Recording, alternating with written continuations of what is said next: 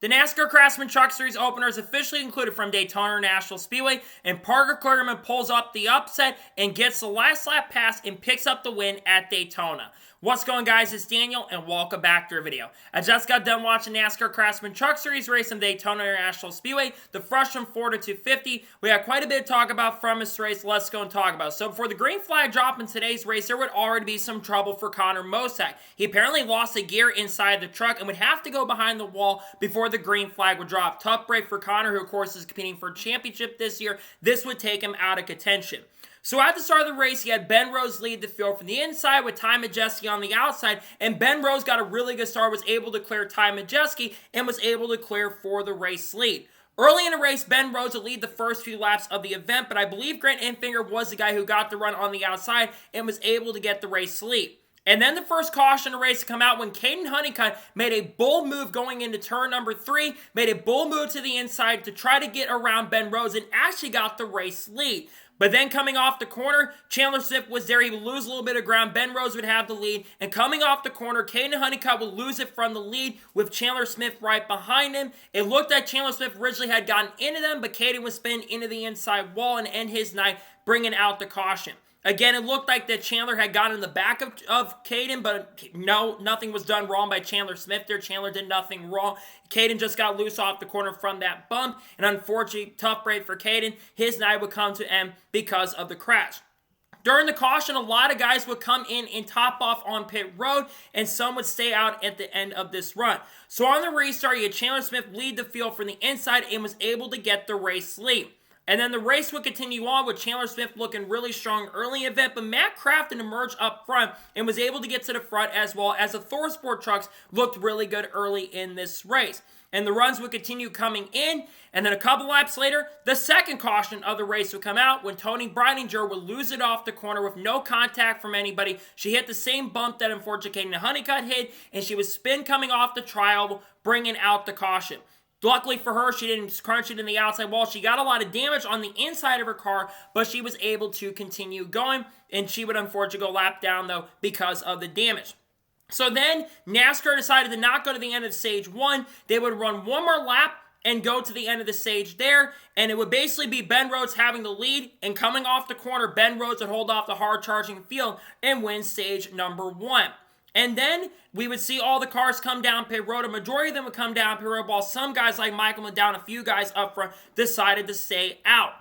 And then on the restart, I believe Michael McDowell would end up being the race leader. And we saw a pretty straightforward stage number 2. The guys that emerged were guys like Corey Heim, Matt Crafton, Ben Rose was really good, Ty Majeski was good, and Thor Sport pretty much control the second half of this stage, and they would continue to lead the event. Ben Rose tried to get the lead for Matt Crafton in the middle of stage 2, but everyone started going up to the outside. That's when they caught Norm Benning, and that's when everyone kind of got squirrely a little bit. I thought Norm Benning was going to cause a wreck, to be honest, but Norm Benning would not cause an incident. But at this point, Thor Sport would emerge. We saw some really good racing between Chandler Smith and Ben Rose up there in the front.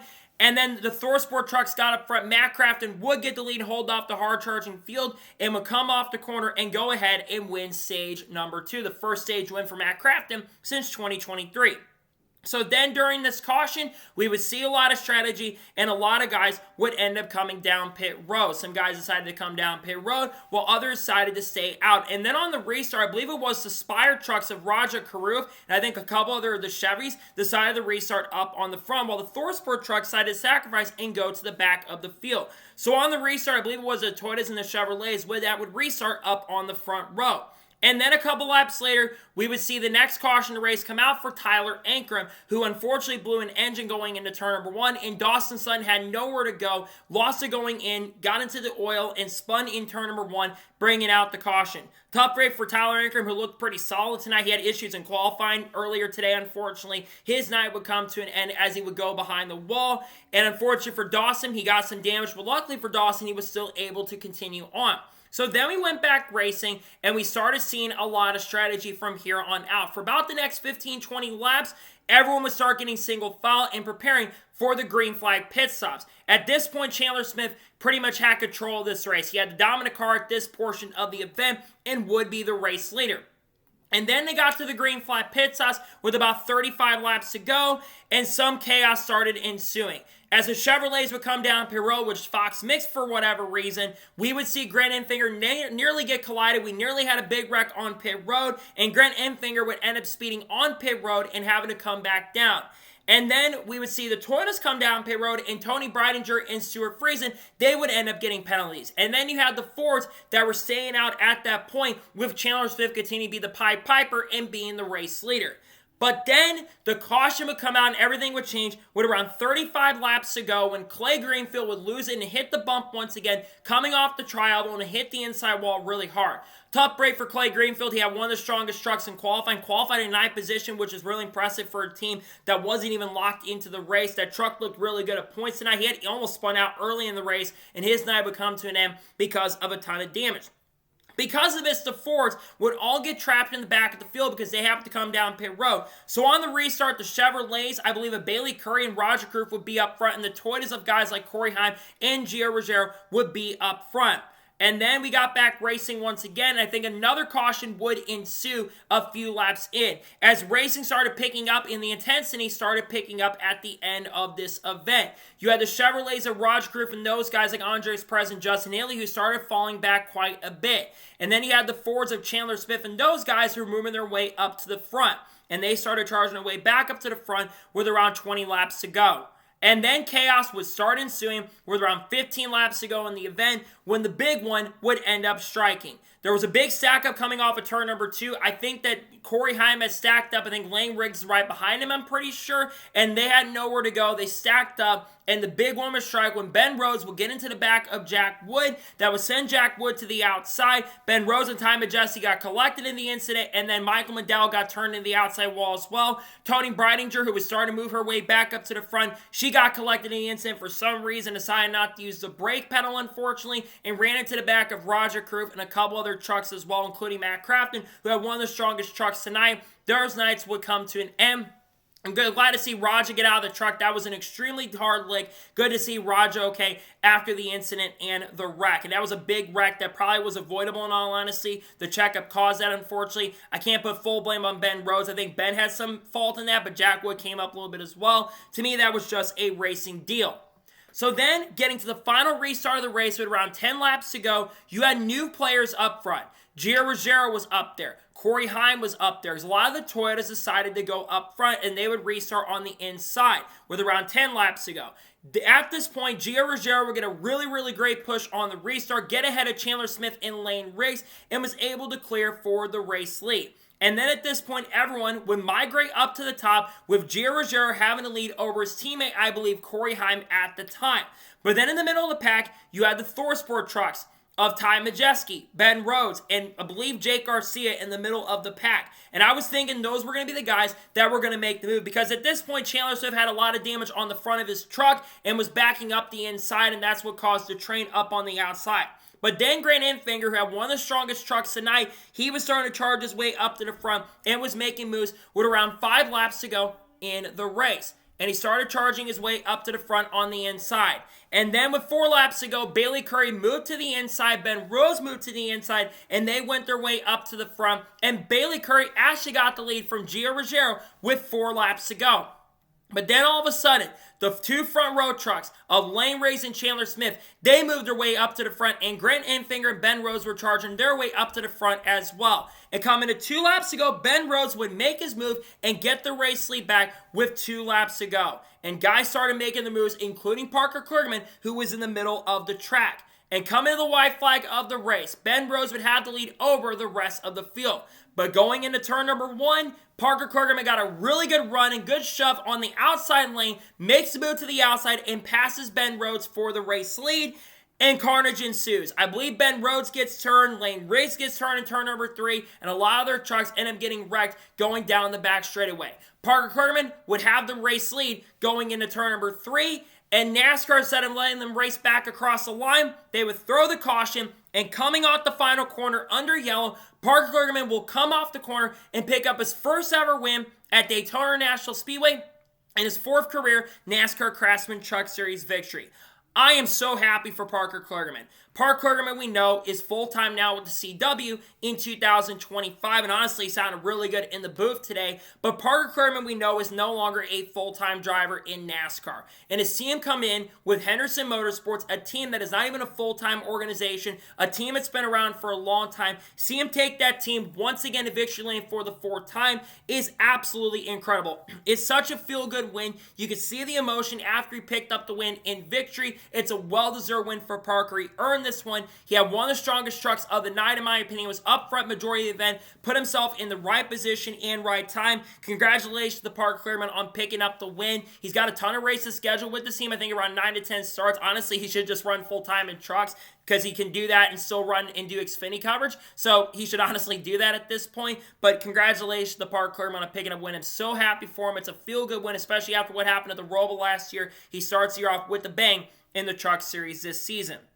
So now we'll go ahead and take a look at the race results. I'll give my score and thoughts on tonight's race. So Parker Kligerman picks up the win. Corey Heim finished second. Second year in a row, he's finished second at Daytona. I thought he was going to get Parker at the end of the race. Had that caution not come out, I think he could have gotten by Parker, but still really good night for Corey. Starting the year off on a really, really strong note. He's going to be a major threat to win the championship. A great night for him. He finished second.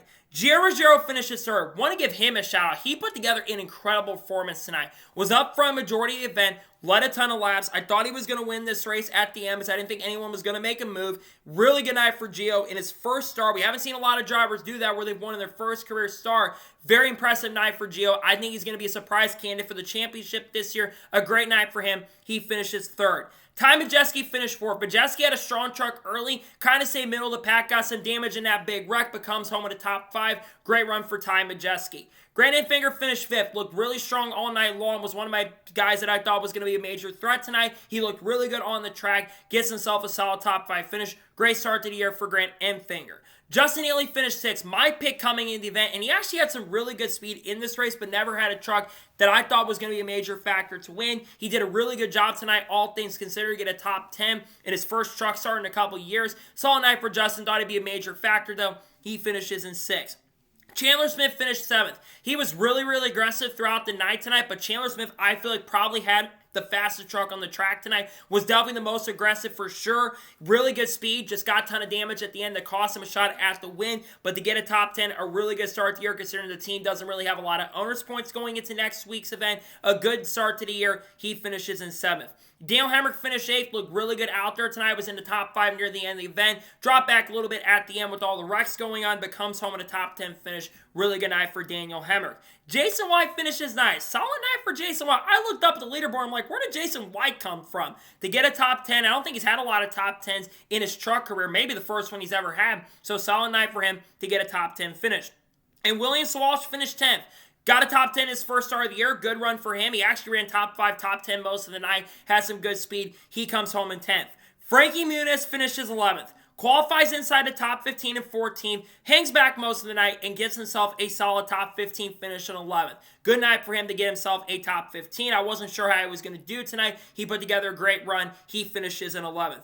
Timmy Hill finishes 12th. Solid night for him. Jake Garcia finished 13th. He was up front at the end of the event. He actually looked really good out there tonight. Maybe that's going to be a sign of things to come for him this year. He finishes in 13th. Lane Riggs finished 14th. He had one of the strongest trucks in the field. Unfortunately, got caught up in one of the wrecks and the incidents at the end of the race. But I think Lane's going to be a major threat for the championship this year. He finishes 14th. Andres Perez finished 15th. He looked pretty good out there, but lost some ground at the end of the race. He gets himself a top 15. Mason Maggio finishes 16th. Solid night for him. Norm Benning gets a top 20 in 17th place. How about that? Qualified 22nd today and gets a top 20. Yes, caused a little bit of controversy in stage 2, but a solid night for him to get a top 20. Johnny Sauter finished 18th. He was fast most of the night, but unfortunately lost a ton of ground at the end of the race. He still comes home with a top 20. Spencer Boyd finishes 19th. Josh Rayoon finished 20th. 21st place finisher Ben Rhodes. Ben Rhodes was one of the strongest trucks in the field, but unfortunately got caught up in one of the big wrecks in the incident on the last lap of the race. He does get a top 25 finish though, but after really looking like the strongest truck early, lost a ton of ground and got damaged. Bailey Curry finished 22nd, got knocked out of the draft. Unfortunately, that cost him a shot at a good run. Tanner Gray looked really strong at the end of the race. He finishes 23rd. Stuart Friesen finished 24th. Jack Wood finished 25th. Dawson Sutton finished 26th. Michael McDowell got caught up in a wreck. He finished 27th. He didn't really have a fast truck tonight, unfortunately, major factor.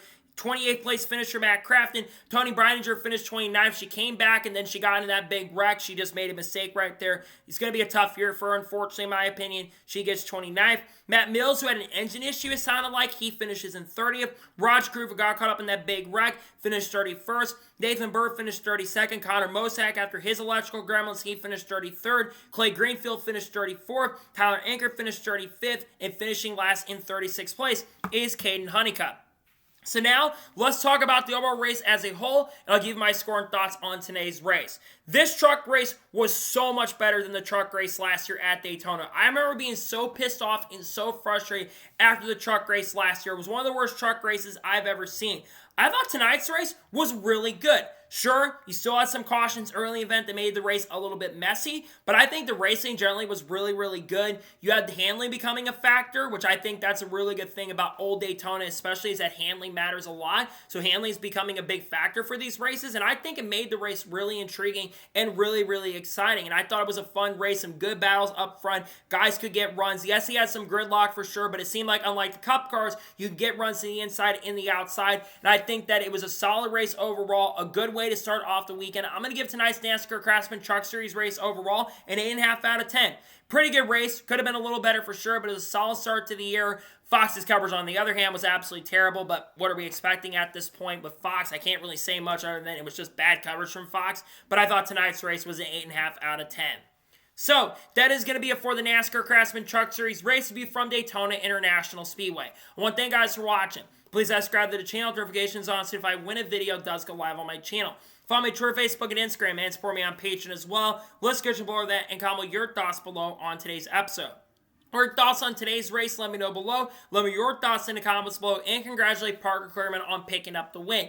Let me know your thoughts in the comments below. Tomorrow on the channel, we're going to have reactions to the NASCAR Xfinity Series race in Daytona International Speedway. We might talk about the Daytona 500 start time getting moved up. I might do a video on that tomorrow morning before we do have the Xfinity race. If the ARCA race goes well, we'll talk about that as well. Then on Sunday, we're going to have the Daytona 500 starting lineup video, the review for the Daytona 500, and of course, we'll probably have a Shane Van Gisbergen video coming out. We've got content on people like Haley Deegan, Shane Van Gisbergen, Carl Edwards, Kurt Busch, Kyle Busch, Ross Chastain, Kyle Larson, Chase Elliott, Bubba Wallace, AJ Allmendinger, all that good stuff. Michael McDowell again, Roger Kroof, all the good stuff coming, like Matt DiBenedetto and Donald Trump as well coming soon.